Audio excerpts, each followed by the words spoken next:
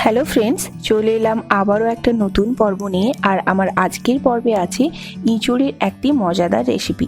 এটাকে আপনারা বিরিয়ানি, পোলাও যা কিছুই বলতে পারেন, কিন্তু এই রেসিপিটা বানানো একদম ঘরের সামান্য কিছু ইনগ্রেডিয়েন্টস দিয়ে।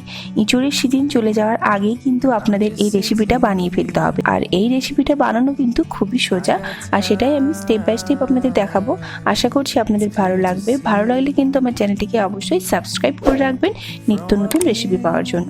প্রথমে আমি কড়াইতে জল নিয়েছি, ওতে হলুদ এবং 1 চামচ মতো টক দই দিলাম। এরপর আমি 500 গ্রাম মতো ইঁচড় নিয়েছি, ভালো করে কুটে ধুয়ে নিয়েছি। ওইটাকে আমি এই জলে সিদ্ধ করে নেব।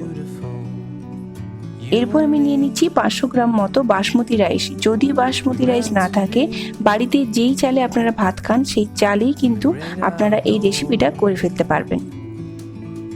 এরপর আমি এটাকে জলে ভিজিয়ে রাখবো ওই 10 মিনিটের মতো। হাতে টাইম থাকলে আধ ঘন্টা ভিজিয়ে রাখবো। আমি যেহেতু ইনস্ট্যান্ট তৈরি করব, তাই 10 মিনিট ভিজিয়ে রাখবো। এরপর দেখুন ইঁচড়টা সিদ্ধ হয়ে গেছে। আমি এটা নামিয়ে জলটা ঝরিয়ে নিচ্ছি। এরপর আমি আরও একটা পাত্রে অল্প নুন দিয়ে দিলাম এবং এতে আমি সোয়াবিনের বড়িগুলো দিয়ে দিচ্ছি। সোয়াবিন আগে থেকে ভেজানোর কোনোই দরকার নেই। যখনই রান্না করবেন তখনই কিন্তু এটা এই প্রসেসে করলে একদম সফট হয়ে যাবে। এরপর আমি ছেঁকে নিচ্ছি। জাস্ট 1 মিনিট গরম জলে রাখার পরেই ছেঁকে নেবেন, সোয়াবিন একদম সফট হয়ে যাবে। আমি আপনাদের দেখিয়ে দিচ্ছি, দেখুন। আর এর টেস্ট কিন্তু অসাধারণ লাগবে। এরপর কড়াইতে আমি 2 চামচ মতো তেল নিয়েছি, রিফাইন অয়েল। ওতে আমি সিদ্ধ করা ইঁচড়গুলোকে দিয়ে দিচ্ছি। এটাকে একটু ডিপ ফ্রাই করে নেব আমরা।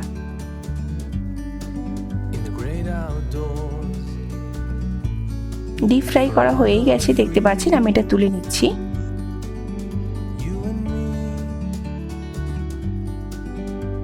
আর এইভাবেই আমি পরপর সমস্ত ইঁচড়গুলোকে ভেজে নিচ্ছি। ইঁচড়ের সিজন চলে যাওয়ার আগেই কিন্তু এই রেসিপিটা বানিয়ে ফেলতে হবে, নাহলে কিন্তু মিস হয়ে যাবে। এরপর আমি কাটা আলুও একইভাবে ডিপ ফ্রাই করে নিচ্ছি। এই আলু কিন্তু আমার সেদ্ধ করা নেই। আমি এখানে আলু চাপা দিয়ে দিয়ে ভেজে ভেজে সিদ্ধ করে নিচ্ছি। এরপর আমি আরেকটা কড়াই নুন দিলাম এবং 1 চামচ মতো দেশি ঘি দিয়ে দিচ্ছি। এর মধ্যে আমি ভেজানো চালগুলোকে দিয়ে দেব। আপনাদের যদি দেশি চাল হয়, যেগুলো আপনারা ভাত খান, সেই চাল কিন্তু আপনাদেরকে ফুটিয়ে তারপরে এই রেসিপিটা করতে হবে। চালটা আমি সিদ্ধ হতে দেব ওই 5 মিনিটের মতো, হাফ বয়েল করব। এরপর ওই তেলেই আমি দিয়ে দিচ্ছি 2 চামচ মতো পেঁয়াজ বাটা। আর এখানে সবকিছু আমি বাটা ইউজ করব, তাহলে রান্নার টেস্টটা খুব ভালো হবে।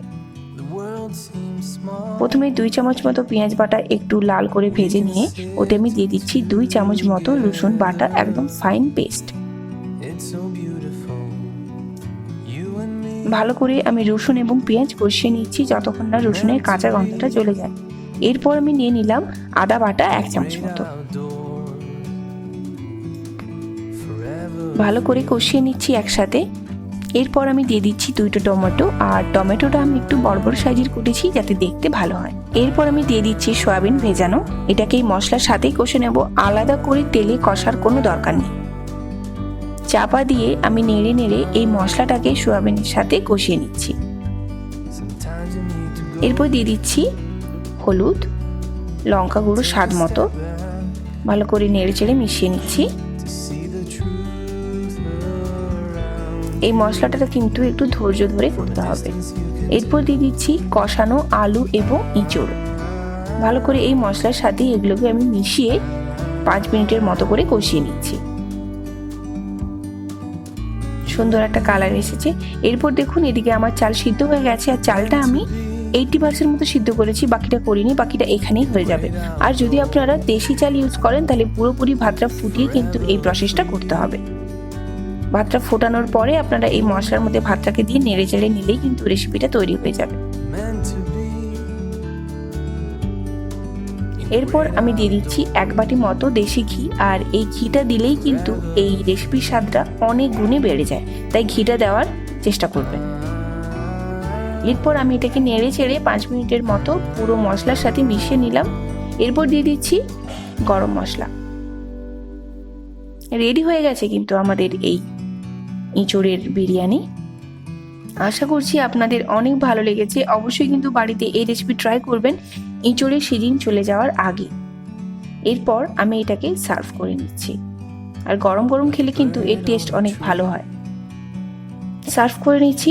আশা করছি আপনাদের ভিডিওটা অনেক ভালো লেগেছে, আর এরকম ধরনের ইউনিক রেসিপি কিন্তু বাড়িতে ট্রাই করে আপনারা সবাইকে চমকে দিতে পারেন। আজকের মতো কিন্তু আমি এখানেই আমার ভিডিও শেষ করলাম। নিয়ে আসবো আবারও কোনো নতুন পর্ব নিয়ে। ততক্ষণের জন্য bye and happy cooking. We can sit together. It's so beautiful.